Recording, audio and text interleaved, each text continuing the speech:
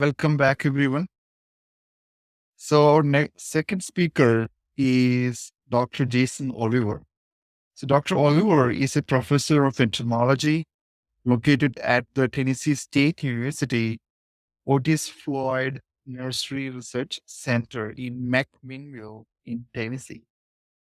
So, he has been at this nursery center since 1997. His primary responsibility is applied research of nursery tree pests. His current research focus is development of quarantine shipping protocols for imported fire ant and Japanese beetle, biocontrol fire ants, and IPM strategies or integrated management strategies for wood boring insects like abruzzi beetles and flathead borers. Dr. Oliver, the floor is yours. Okay. Thank you, Dr. Schmott. Can you see my screen okay? Yes. Okay. And Yep. you can hear me okay? Yes, I can hear you well too. Thank you, everybody, for this invitation to speak at your webinar series. I'm going to be talking today about imported fire ant management, and I'll focus just on some general control strategies for the pest. And in the talk today, we just real quickly with some research that we've been doing to facilitate shipments with nursery stock commodities. Just give you a little bit of history about myself. Shimot just gave this, but I am at the Otis Floyd Nursery Research Center in McMinnville. I have a 100% research appointment on nursery pests. Just a little bit about our facility here. We've got 4 state and 2 USDA positions here at the moment and about 25 personnel. And we have specialties of entomology, chemical ecology, nursery sustainability, pathology, breeding, and horticulture. And we're in the middle of our state's primary nursery growing region, and a lot of our industry is field growing production. So we do have container, but we're more heavy on field probably than anything. And I guess with that, I'll just move on into the topic of my seminar here. Just give you a little bit of background about fire ants. These pests have been in our country almost 100 years, believed to have come in through the port of Mobile, Alabama, probably in 2 separate introductions, and native to South America. Pretty rapidly have expanded across the southern U.S. and now about 367 million acres infested. And the federal government was a little slow to recognize this issue. They actually didn't put a federal quarantine in place until 1958 to slow the spread. And it's been estimated that they're probably costing our country about 600 or 6.8 billion per year.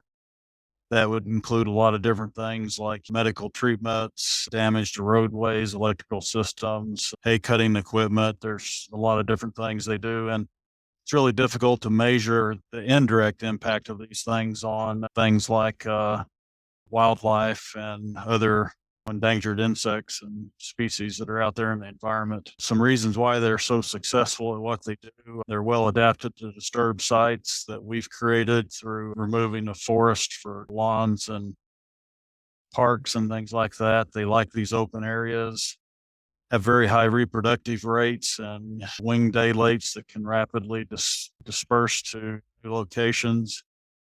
We assist them quite a bit with the certain commodities that we move, like nursery stock and turf. They were harboring inside the soil, and so they're easily moved with some of these commodities. And then another big reason is they've been introduced from South America without most of their natural enemy complex. And one estimate puts that the populations here in the U.S. are probably 5 to 10 times higher than what they are in South America, probably for that reason.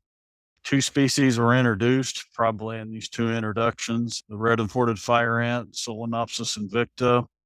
That invicta name actually means invincible, so I guess it's pretty appropriate for that. And the black imported fire ant. And both of these species will cross and produce a reproductively functional hybrid fire ant. And so if we look at the southern U.S., the picture is actually complex. As you move further south, you're pretty much going to have predominantly red imported fire ant, but As you start moving up into northern Georgia, Alabama, and Mississippi, you're getting into a mix of black and hybrid and red imported. Time you get up into Tennessee, it's mostly hybrid and black imported. This may have some implications for biocontrol strategies that are species specific. We've actually completed a fairly extensive survey of our state in 2015 and 2016, looking at where are these different types of ants in our state. And it's actually, we don't have much red imported. It's mostly black and hybrid. But the interesting thing is the hybrids themselves, depending on how many times they back cross between red and black, you can have hybrids that are more closely related to red imported or more closely related to black imported. And pretty much the eastern part of our state are hybrids that are more closely related to red imported. And I imagine that would extend down into Georgia along our southern county borders with your state. So those hybrids as well are probably going to be more closely related to red imported as well. An interesting thing too in our state is over the past decade, we've actually seen a shift in some of our counties from black imported to predominantly hybrid. So there seems to be some advantage to these ants being a hybrid instead of one of the perennial species. So just to give you some general information about fire ant management, I'll start out not on management, but just general information here. Obviously, if you're in any part of Georgia, you've probably had an encounter with fire ants at some point. You're well aware that any disturbance of the colony results in a pretty quick response. And they're very aggressive, painful sting where they inject venom into you. They actually sting and bite both simultaneously. You're probably not likely to feel the bite as much as when they start to inject venom into you. Sting feels like a fire getting closer to you, and the longer you let them sting you and the more venom they squirt into you, the worse the pain tends to get. Some people develop these white pustules after about 24 hours after the sting, similar to smallpox in appearance. I tend not to see this happening so much where we're at with black and hybrid. I think this may be more typical for red imported, but it also probably is individual specific. An interesting book out by Tabor in 2000 titled The Fire Ants had some interesting statistics in it that I thought I'd share. He was estimating that about 35% of our population in the southern U.S. is probably stung at least once a year. 6 out of every 1,000 sting victims are likely to develop a life-threatening allergic anaphylactic response to that, and they are considered the leading cause of insect venom allergies in the southern U.S. And Tabor's estimating about 100 deaths per year, and actually said maybe higher than that because the deaths actually can mimic, they may be misdiagnosed as heart attacks or something else when actually the fire ant might have been the cause of the fatality. And just to share a few symptoms of a severe allergic reaction for you, just to be aware of. Anytime you have hives or itching, swelling, or redness away from the sting site, that could be a reason to be cause for concern.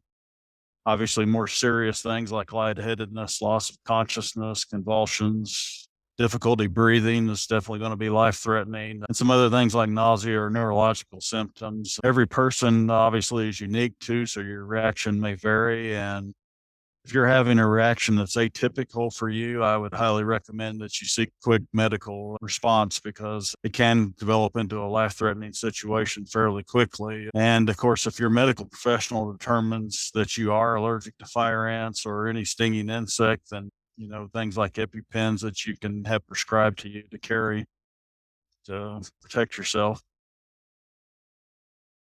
Just a few things to think about as far as protecting yourselves from stings. All fire ants are like other ants. They recruit the food resources. So it's a good idea to be careful what you leave laying around in your car or at your house. Here we had an interesting experience a few years ago at an elementary school where the children were leaving candy in their lockers, and the fire ants recruited to that. And so kids were getting stung inside the school building when they were getting books in and out of their lockers. So this can be an issue at times. When we handle fire ants ourselves, we put on surgical gloves, which will usually protect you from stings as long as you don't let the ants get past the edge where they're on your wrist. but occasionally a large ant will be able to sting through the glove. But I'd say of the hundreds of fire ants I've handled, I've only been stung like twice through a pair of latex gloves, so they're pretty protective. Uh, Goddard reported in 2005 that repellents won't give you any protection at all. It's like spraying repellents at the base of your boot will not stop an agitated fire ant mound from the ants from crawling up your leg and stinging you. So that's something to be aware of. Obviously, when you're standing around, you need to watch for soft spots or cryptic mounds that may be less obvious to you and could result in an incident. It's a good idea to eliminate colonies close to structures where they might recruit into your house or become a problem. This has been an issue like with nursing home facilities at times. You can tuck your pants into your socks or boots. That will give you some protection from ants going directly up your leg. We also, a lot of times, will powder our rubber boots in the field, which creates basically a surface that's too slick for the fire ants to crawl up. If you look at an ant's foot, they actually have a claw and a kind of a suction cup between that claw. And what the powder does is it takes away their ability to use that suction cup. So if you've got a slick surface like a rubber boot that's been powdered, they just cannot get suction to basically climb up that surface. And so you can stand in the middle of a fire ant mound with a pair of powdered boots like this and not have any get on you. Just a few things maybe to help you with identifying fire ants. You can usually see this with the naked eye. They do have two nodes between their thorax and their abdomen area. And these double noded areas facilitate their ability to sting you. It gives them a little greater flexibility at their waist. And of course, they do have a sting. The ant at your county extension office could look at them with the microscope and maybe see some of these characters. If they actually have the ant is missing eyes, then it's definitely not going to be a fire ant. Some species of ants do lack compound eyes. But fire ants have very distinct eyes, 10-segmented antenna with a 2-segmented club. And then another interesting thing is they have dimorphism of worker size. So they'll have all different sizes pretty commonly within the colony. Out in the field, they have a fairly large mound that resembles a volcano shape and appearance with loose, fluffy soil on it. This is usually reworked after rain events, and you won't find external exit holes in a fire ant mound except during mating flights when the workers will open up the mound to allow these winged reproductives to escape from the colony.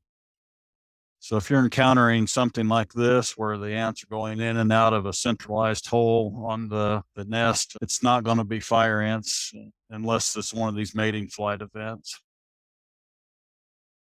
Usually you're going to find fire ants out in open, sunny areas. The mound almost itself functions like a solar collector, and they like to be out in these sunny areas where they gain a heat advantage over native ants. They'll also take advantage of heat sinks, like being near pavement or under stumps, things that will allow them to gain extra heat or protection from cold. And so if you look at this colony in a side profile, it's basically a hollow network of tunnels. And again, this heats up fairly quickly. And we think that's one of the advantages why they're so successful over some of our native ants, is they can actually produce their larvae much quicker under these warmer conditions that the mound favors. They don't, as I said before, they exit out of these lateral foraging tunnels. So here's a close-up shot of that. They like to stay subterranean as much as possible, but they will exit through these little windows to forage and then get back underground. And big reason for that is the longer they're exposed on the surface, the more vulnerable they are to some of their natural enemies that we'll talk about here in a little bit. And the mound is basically a hollow network of honeycombs that, again, gives a heating advantage during certain times of the year. If we look at the different members of the colony, we have a queen. Usually, most of the colonies, at least in my state, are single queen colonies, but there are a few colonies that have multiple queens. Probably will find those in the red imported populations in your state pretty abundantly in some locations. These queens can live 6 to 7 years if we don't intervene with an insecticide. And at her peak, she's probably laying 2,000 eggs a day. And depending on what those larvae are fed, they'll either develop into a worker caste or a reproductive caste.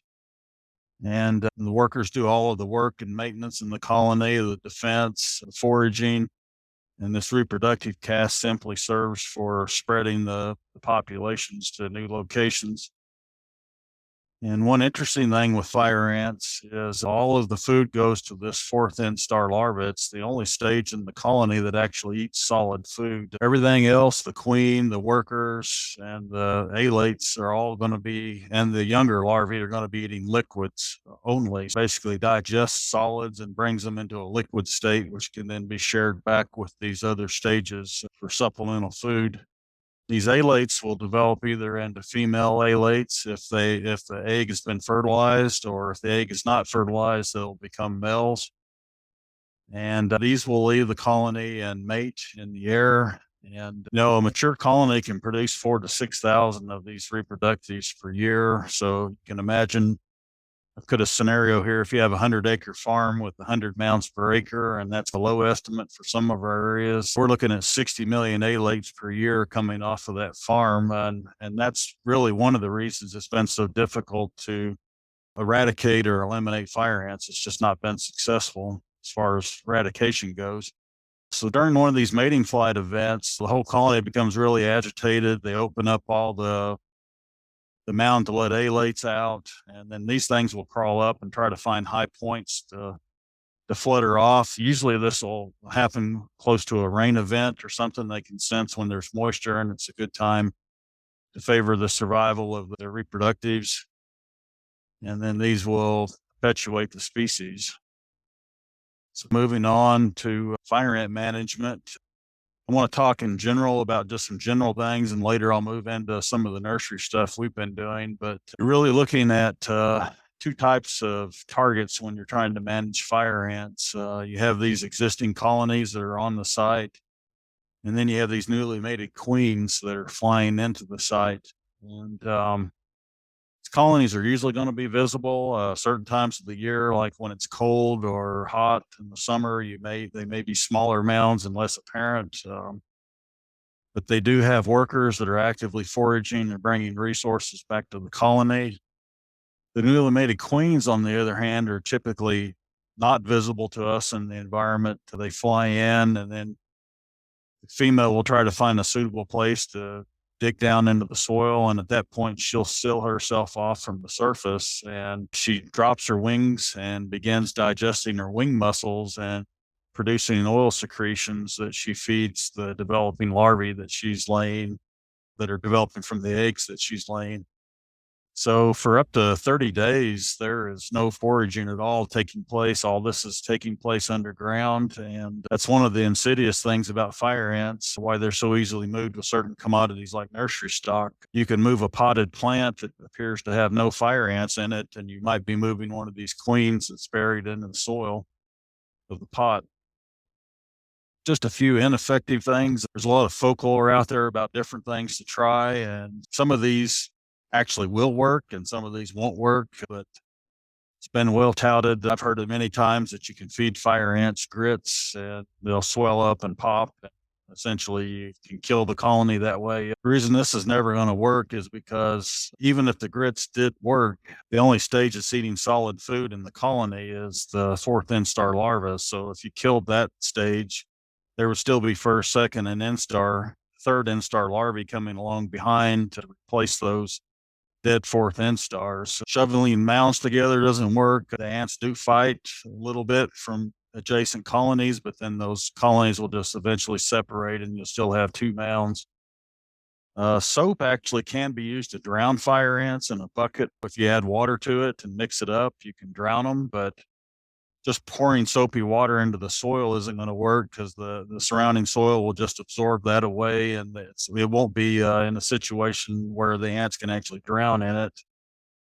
And club soda was real popular on the internet for a few years ago, saying guarantee that will eliminate a fire ant mound. But what usually happens with that is you're just agitating the mound. You've got a lot of fizzing going on, and the colony moves somewhere else. The person comes back and looks at that abandoned colony and says, I killed the colony. But 5 feet away, you now have a new mound. So that's usually not going to be effective either.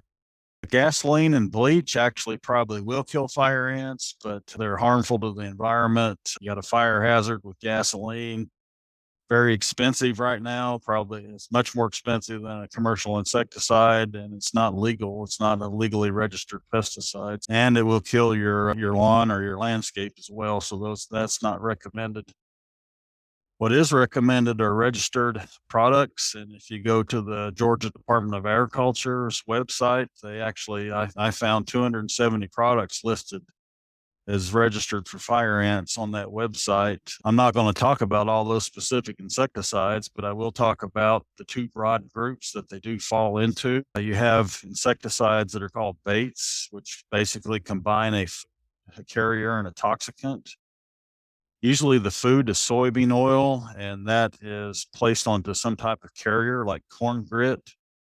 And then the actual insecticide toxicant is dissolved into that soybean oil. So the ants will pick up these little soybean or these little corn uh, grits and move them around and bring them back to the colony. And then they essentially lap that soybean oil off of that corn grit and ingest the toxicant in the process. And as they share food among colony members, they spread the toxicant from one member to the other in the colony. So it's a fairly effective way to get a pesticide to a bunch of fire ants. Contact insecticides do not require the ants to forage. Basically, they either absorb through the cuticle of the insect, or the insect licks it off of their cuticle and ingests it. So it can be a stomach or a contact poison. And so if we look at some differences between these, with a bait, you're always going to have the ants foraging actively for it to work. It's going to be irrelevant with a contact insecticide because that soybean oil is dissolved onto the corn grit. If you have rain, it will basically wash that off of the corn grit, so that ruins the bait. Usually that's unimportant with a contact insecticide. And if you're trying to drench it in the soil, it's actually probably beneficial to have rain. Because these baits are ruined by rain and dew, they usually have a fairly short residual, whereas contacts can vary depending on the product. Both of these will control existing colonies, but the baits will never control newly mated queens because, again, for about 30 days, there's actually no foraging taking place from that colony while that queen is developing her microcolony beneath the soil. So that's the only similarity really between these two products. There are some really good information resources out there online for managing fire ants with baits. This is a regional publication that's put out by the Extension in most of the southern states in the US, and it lists all of the different baits that are available and the types of habitats or sites where they're legally registered. I'm not going to go into all that. I'm just providing that link for you. I also have a publication that might be of interest to some of the nursery producers on how to calibrate a fire ant bait spreader. And this publication is actually geared a little more towards nursery crops. So baiting in a nursery is a little bit different because you're dealing with a lot of rows of trees. And so you can't just necessarily always move your spreader over 20 feet like you could in a pasture. You have to deal with different row widths and stuff. And so this publication addresses that a little bit, talks about the rheostats that you can use to slow the fan speed down. And it has calibration tables in the back as well. So you might find this useful. And we have a Spanish version of it as well. Pretty much if you're applying baits or contacts, you want this optimal temperature range of about 70 to 85 degrees when the ants are going to be active. If you're wearing a winter coat or a hat or something like in this picture on the left here, that's the wrong time really to be trying to control fire ants. You really want to see the larvae and the brood up top and the mound. So break open a couple of mounds. If you're seeing this, it's probably a good time to make an application of either a bait or a contact. And if we look at the different seasons, times of the day along the top there versus fall, spring, summer, and winter, the temperatures in the fall and spring usually are pretty optimal. So in most cases, you're going to be able to bait morning, midday, or late afternoon. But when you get in the summer, it gets really hot during the middle part of the day. That's the ants are going to be deeper in the mound. You're going to have less contact of your product. So it's probably best morning or late afternoon. And then in the wintertime, and again, this may not apply to southern Georgia where it's probably pretty warm during lots of the months of the winter, but midday on a certain sunny day may be the only time that you really have optimal conditions for applying a treatment. And just thought I'd cover a few things about bait usage because they are a little bit different than contact insecticides. So you have a lot more stringent requirements to meet in order to get an effective application. I always recommend on any product that you read the label because that tells you how to legally apply the product. So that's the first step. But because baits rely on the ants actually foraging, you need to apply these when the soil temperature is optimal for their foraging.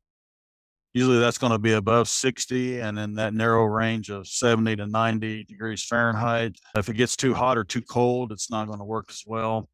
The soybean oil component of these baits actually will go rancid with time. So as soon as you open that bait package, you have about 6 months to a year before that soybean oil starts to go rancid and becomes unattractive. It's really important not to open your bait until you're ready to use it. And then when you do open it, you want to use it. You don't want to disturb mounds because you don't want them actually busy fixing their mounds. You want them actually out foraging for the bait. You want to test to make sure that the ants are actually foraging at the time. So you can drop some potato chips or Spam or hot dogs and see if you got ants recruiting to that, which would indicate the weather conditions are pretty suitable for baiting. It's also a good idea to put some of the bait down next to those food resources. And if the ants are actually foraging on something like the potato chips, but they're not foraging on your bait, that's a pretty good indication that your bait is bad. But if they're foraging on both, that's a good indication that the conditions are optimal for baiting and also that your bait is probably still good. You definitely don't want to apply when rain is expected or a heavy dew. I like to designate spreaders specifically for fire ant baits. So you don't want to mix other insecticides or fertilizers in your bait spreader because those could actually contaminate future bait applications and make the bait basically unpalatable to the ants where they won't forage it. And it's also a good idea to clean your equipment out after each use with brushing out the bait, excess bait, or using compressed air to blow the bait out because um, if that bait stays in your hopper, it also can go rancid and make future bait applications unattractive. Here's some common management programs that are often recommended by extension programs. You can go out and individually target mounds with insecticide drenches. This is going to be a lot more labor where you have to go out and hunt these things down. You're going to be toting water in some form, either with a tractor or manually. You can also put granular or wettable powders that are labeled for this use directly on the mounds. And it's also a good idea to follow that with water to get the product down in the mound. And a lot of baits actually allow you to apply 2 to 7 teaspoons around the mound. In this case, you would not want to use water because, again, you don't want to deactivate your bait. But if you're drenching a fire ant mound, if it's got a hard crust on the surface, it's a good idea to break that open. And then usually it takes about 2 gallons to get an adequate drench on a mound with at least a gallon on the mound and maybe the other part all around the area. Baits are quite good for getting at mounds that are under protected areas like stumps or under pavement. And again, probably it depends on the bait product, but usually around 2 to 7 teaspoons are sprinkled around the mound. And keep in mind, again, these lateral foraging tunnels, that's where you really want to get your bait application and not so much on the mound itself. And another program is called the 2-step program, where you basically broadcast a bait over a larger area. You'd want to do this in the spring or fall, and probably the spring being the optimal time. And then you follow up 3 to 7 days later after those ants have had time to feed on the bait with, again, these targeted mound drenches. And essentially what that does is that gets rid of the large nuisance mounds that the baits didn't take out. And the third program is called the lung residual program. In this program, the baits are usually optional because what's really going to do the work are these broadcast contact insecticides that are lung residual. And there's really two that fall into that group. The pyrethroids that will give you about 4 to 6 months control, and fipronil top choice, which usually provides about a year's control. But again, the bait is not a bad idea. And you would want to apply these contacts 2 to 3 days later so that the ants have time to feed on the bait before you actually put the contact insecticide down. And these vary quite a bit in cost. The first two programs, you're going to be looking at more labor to hunt down mounds. Broadcast one's a little more expensive because you're treating large acreage with insecticide products that can vary in price quite a bit. For treating in sensitive sites like playgrounds or near water, you can actually kill fire ants with hot water. It's not 100% effective. It's probably about 75, maybe 60% effective. The hotter you get the water, the better this is going to work. You just have to be careful not to scald yourself, and you'd have to be aware that also this is going to kill the grass. But the advantage of this is you would have zero environmental damage and no residual product left to be harmful. A lot of biopesticides labeled for fire ants. You can find these at the EPA's website. Generally, people consider biopesticides lower toxicity because of their shorter residual, but some of these can be highly toxic to fish. Just because it's a biopesticide doesn't necessarily mean it's safe fish or bees. And they definitely will kill turf grass, some of them.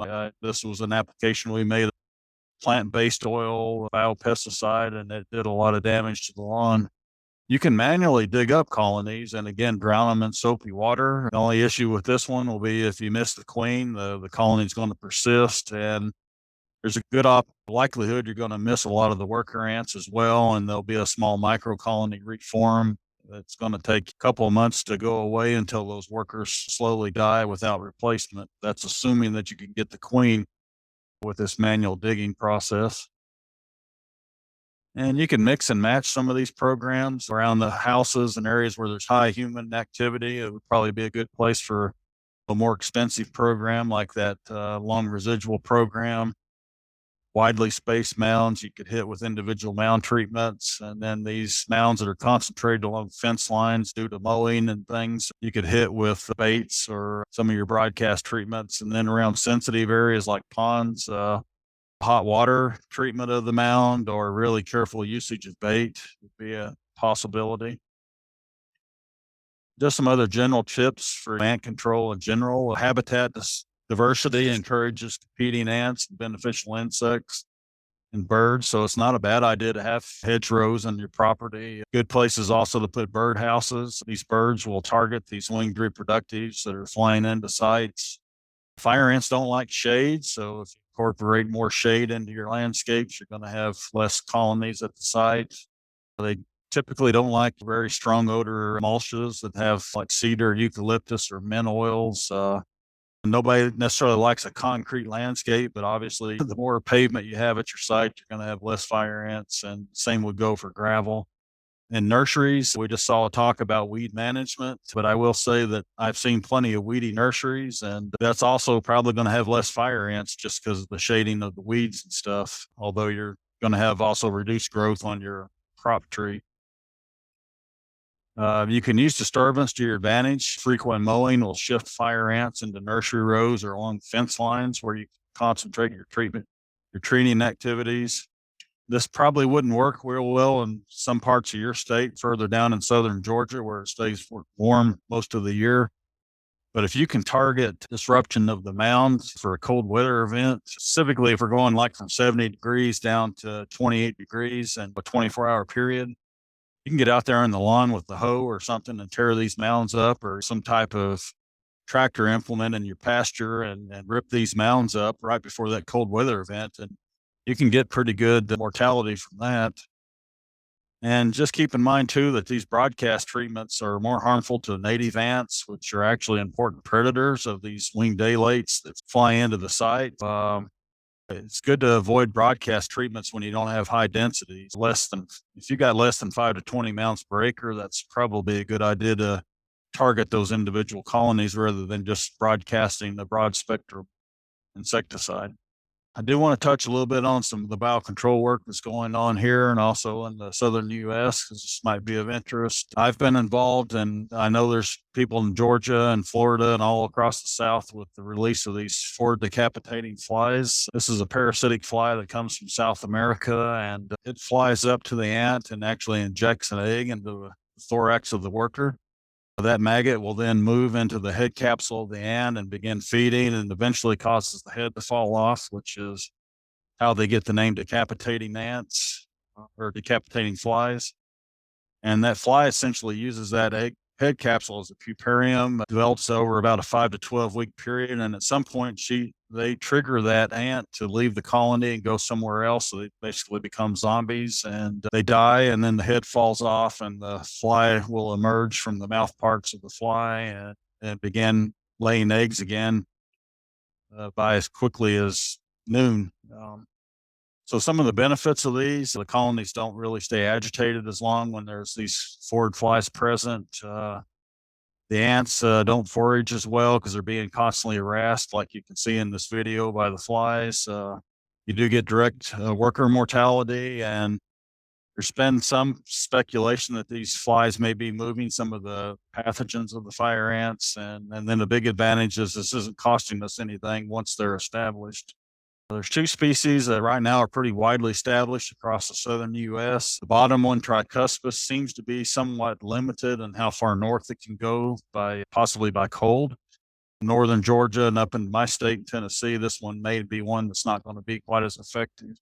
There are pathogens that infect fire ants, just like the flies there. There's a number of RNA viruses that have been identified. To date, there's 5. These are called Solenopsis invicta viruses, and they're just given acronyms 1, 2, 3, 4, and 6. These range in symptoms from basically causing nothing in the ants. SNIV1 falls into that group, up to high mortality, which is the case for SNIV3. And there's a microsporidian disease first recognized in 1996. This causes a shorter lifespan and cessation of egg laying by the queen. And both of these could be passed from worker to worker, from queen to worker, and also from queen to egg. So it can spread fairly quickly in the colony. SNIV1 is pretty much found all over the South, but doesn't really seem to be having much impact. We did a fairly extensive survey of our state during 2015 and 2016, basically collected ant samples and sent those off to the USDA lab at Gainesville, Florida for assessment of these pathogens. And I just want to show some of that data here. Again, SNIV1 was all over the place in our state. SNIV2 is actually a reproductive virus. It inhibits the queen's ability to reproduce. It was very rare. We only found it in 1 county. And then SNIV3, which is actually being looked at as a potential biopesticide, was more towards the eastern part of our state. And I suspect it's down into northern Georgia as well. And an interesting thing where I have this red square is we've actually, during the process of this survey, identified a hybrid variant of this SNIV3. And so we are trying to re-spread that to new locations in our state right now, just to see if it's more effective than the typical SNIV3. And finally, SNIV4 was more recently found in our state, so we know it's here, but we don't really know much about that one. Nilahazia was more in the western part of our state, and I suspect this is probably also pretty prevalent in southern Georgia, where you have high red imported fire ant populations, and it coincided with one of the past releases of this pathogen in West Tennessee. Real quickly, if I've got time, I'll touch on some of this nursery treatment research. I know I had a lot of slides in this talk. This is the current distribution of the fire ants in the United States. And I always point out to the growers I talk to in my area here, I've heard a lot of talk about why are we worried about movement of fire ants? Because they've reached their natural range limit. But the recent models from USDA are actually showing that there's still a lot of acreage that these ants are going to be able to move into at some point. And these models are only based on red imported fire ants. With black and hybrid, it's difficult to say where they're actually going to stop at. But I do know that USDA is going to continue to take this issue serious. for quite a while. I'm just going to talk about some field growing treatments real quick that we've been working on today because field growing nurseries really have the biggest issue with the fire ant treatments at the moment. Containers have the option to granular incorporate the product into the container at the start of the production cycle, and field nurseries don't really have that option. There's really only three options for field nurseries. They can post-harvest drench or dip, or do a broadcast granular application. The drench uses chlorpyrifos and only gives you a 30-day certification.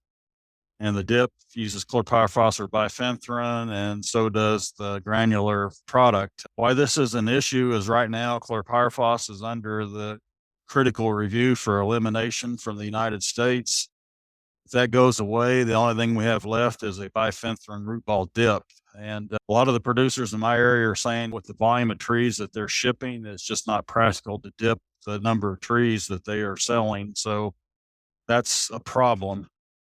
And so we've been looking at three different options for applying treatments for fire ants: pre-harvest band sprays, pre-harvest individual tree treatments, and post-harvest drench and injection treatments.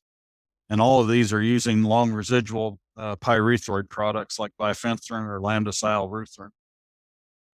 In our typical field growing nursery, the fire ants are, we banned herbicides. That's what we're doing with these insecticides in a 2-foot zone. The aisle we don't treat, and then we come back down the other side of the row. So you end up with a 4-foot wide band.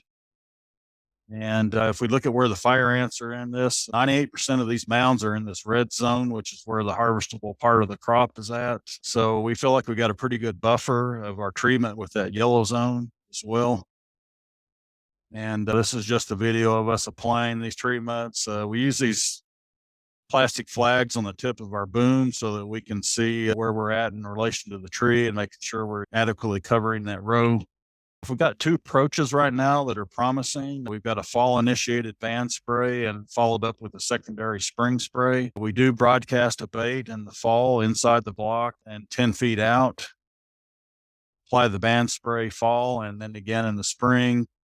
And we go out there and we target any large mounds, because the issue we've been having with these fall treatments is you cannot kill the large mounds with just a spray alone. You really have to go out there and target large mounds, 8 inches in diameter or greater, 4 inches in height. That's the size range that we target for, direct treatment.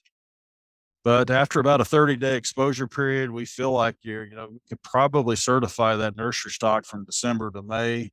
And then again, you'd have to repeat this the following fall. And I'm estimating about 9 cents to 25 cents per tree to do this. The second approach we've been looking at is year-round band spraying, where you spray every 3 months. And in this case, you don't have to apply any bait or do any targeted mound drenches. And we start this in February because it's actually easier to kill fire ants in the spring with insecticides. We found that out. And again, after about a 30-day exposure period, you would have year-round certification at a cost of about 14 cents to 45 cents per tree. Some issues with this, you do have to have very clean rows so you can spot the mounds. The biggest issue is going to be chemical and labor time. And then we're running into some issues with USDA not being very supportive of this, because they consider this an acreage treatment rather than a direct treatment of the regulated article, which I have a disagreement with that, but that's where we're at right now with that. We're also looking at these individual tree treatments where you go out and just directly treat the tree that's been tagged for sale. And usually about 2 gallons for a 24-inch or 3 gallons for a 32-inch. I've only evaluated scimitar to date, but after about a 14-day exposure period, maybe shorter, you can dig that tree anytime for up to 6 months. And so here we're looking at about a cent to maybe 15 cents per acre. Also looking at post-harvest drench and injection treatments. The reason we've added injection into this is because USDA is telling us they will not support any more post-harvest root ball treatments without an injection. And the reason they're being adamant about that is because they already know that the chlorpyrifos drench that is approved is still not 100% effective.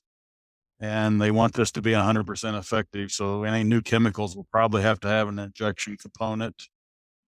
And just some of our procedures, we actually go out and dig up trees with fire ant colonies next to them. That's the worst case scenario. And then we drench these root balls with a 5% ball volume on one side, wait 20 minutes, flip that root ball over and do another 5% volume. So that's about 2 gallons total for a 24-inch root ball. And that's falling within the federal requirements. Then with the injection component, the other part of that 20%, we put that 10% volume into the root ball as an injection. And you actually can see the chemical welling up in this picture here as that injection's going in. So you're getting a little bit of extra drench out of that as well. The optimal pattern that we found is an inverse pyramid. So essentially we drench these root balls on one side, you flip it, you drench it, and then you inject it from one side in this inverse pyramid pattern. We expect probably, again, it takes about 14 days for these pyrethroids to kill the ants. So you got about a 14-day exposure period.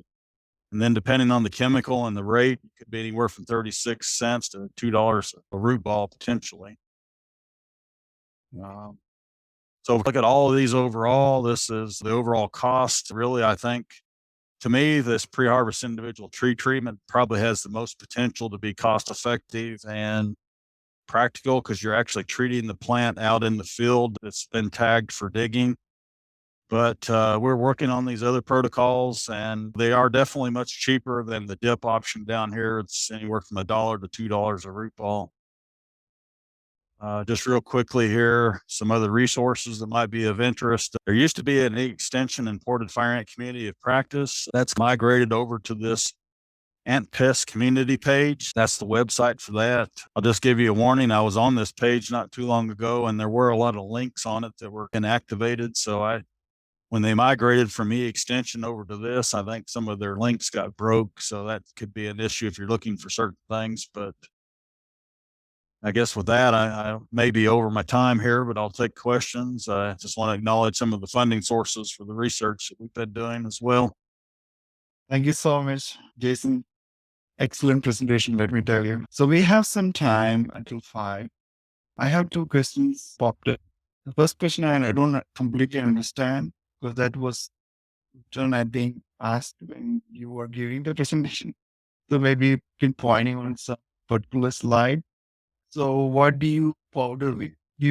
Can you make out of that? Or I would say Robert. Is it in the chat? Yes, it's in chat. Yeah. Isn't actually the Q&A? What do you powder with? Is that on the boots? I guess that'd be the rubber boots. I use baby powder or cornstarch. You can also powder your latex gloves as well. This powder thing only really works on the vertical surface, though. So if you're holding your hands horizontal, the ants could potentially crawl across that. But if you're holding your hands straight down with powder on them, you would not have ants able to crawl up that.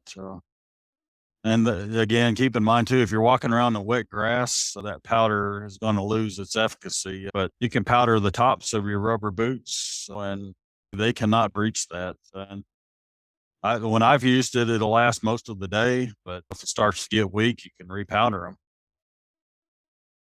Very helpful when you're standing in a fire ant mound trying to do research or something, not to have thousands of ants all over you. Yeah, the second question is long, and I will try to read it. And I think you can read as well. So current customer has at least 10 acres with a narrow strip of grass and fencing that continues to have fire ant colonies. What would you recommend as a form of treatment when children and family are at the fence, specifically like sport or broadcast application as far as? So the issue is concern also of the neighbor on the neighboring properties, or actually the family themselves on the property. Family. Okay.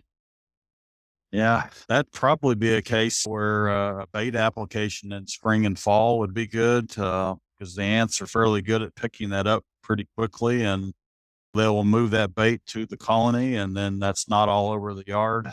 Just make sure you read the label and you keep the family and any pets off the property until the label restricted entry interval period for that bait, but they're pretty good at foraging the bait and bringing it back to the colony. The baits actually work by not killing the ants too quickly to give them time to go collect it and bring it back. So that gives them also time to remove all of the bait from the property and concentrate it down inside the mound where you're going to have less exposure.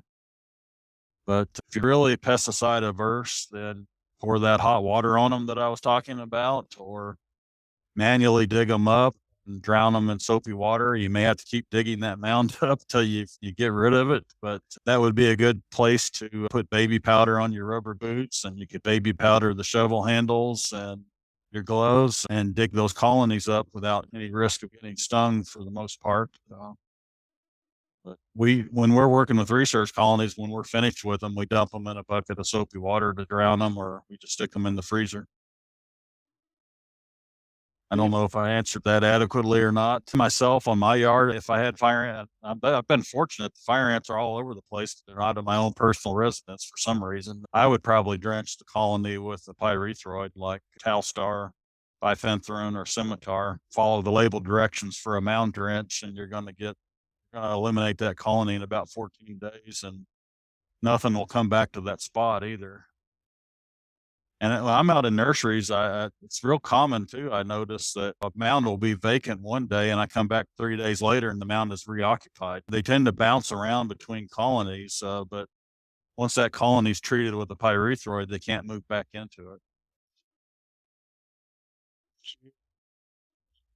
Okay, there's another question. What would you recommend applying near bee boxes for ant control? That's always a tricky one there too. There are baits again labeled for that. So the bees are not going to forage on the soybean oil on the bait, so I would look for baits that have bee colonies listed on the label. Um, there may be some insecticides also labeled for that. I'm less aware of that because I don't really deal with bees for the most part. I'm not seeing any more questions, but I have a question. In my Okay. residence, I see and this mounds pop up, and I try to use baits. That's my strategy because I have kids around walking around and think that's minimal. But what I observe is that after 10 days later, they pop up from the side. Then they just move around that same area. It's not completely gone. Probably that's not getting rid of the queen. Right. Yeah, I didn't go into this today, and I thought about it, but I was already stretched for time as it was. The two types, there's actually two classes of baits as well. There's the insect growth regulator baits and the toxicant baits. An example of a toxicant bait would be amdro. It directly poisons the ants, whereas an insect growth regulator bait would be something like Extinguish Plus or Extinguish, Distance, Award. A lot of these insect growth regulator baits either inhibit the insect's ability to produce a cuticle or they sterilize the queen. Award would be one that would probably be useful for sterilizing the queen. So you can apply one of those. The insect growth regulator ones tend to last, give you longer control because they sterilize that queen. She quits producing eggs, but you still have all those workers there that are going to take up to 2 months to go away. They have about a 60-day life cycle for the worker. Those workers that are still at the site are actually executing new queens that are flying into that location. So that's why you tend to see a longer residual with an insect growth regulator, but you still have fire ants also. And there are products that use a combination of the two. Extinguish Plus actually has methylprednisolone, which is an insect growth regulator, and amdro hydromethalon component mixed together. And so you get the direct toxicity and the insect growth regulator effect both. It takes a while. With the baits are slow. They don't work overnight. It's a lot of times people apply them and then they say they didn't work. But and I will say that I've noticed that they don't work as well in the fall either. And I don't think they work quite as well on hybrid and black imported as they do on red imported. So that's As you move further into northern Georgia, you may run into that, because I've applied plenty of baits in nurseries in our hybrids, and they don't necessarily knock out. They don't give you that knockout punch you're looking for. Yeah, we are out of time. Thank you so much, Dr. Oliver. It was excellent presentation and you learned a lot. Thank you. And Thanks for inviting me.